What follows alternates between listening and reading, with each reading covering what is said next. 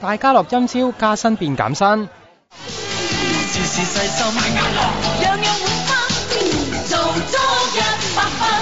唔止剝削員工都係100分㗎。被譽為最刻薄快餐店嘅大家樂，最近轉死性，由今個月開始加薪10至到15%，即係時薪加2蚊到3個半，聽落好筍呢。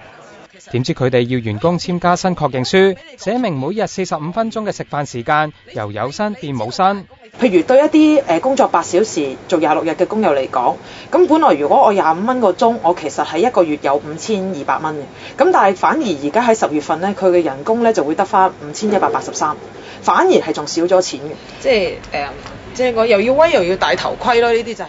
大家樂老闆陳裕光係臨時最低工資委員會成員。今次大家樂加人工，雖然接近出年實施嘅28蚊最低工資，但就扣飯鐘錢，擺明係刮政府一巴。係犧牲工友嚟去幫自己做宣傳嘅話，咁我好懷疑其實呢一個人其實能唔能夠有嗰個信任度，可以令公眾繼續相信佢喺嘅最低工資委員會裏邊做嘅話，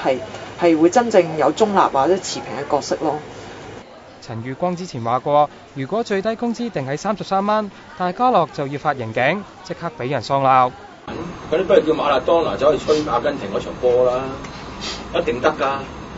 大家樂冇回應扣飯鐘錢嘅問題，只係話會循序漸進加時薪，配合最低工資水平喎。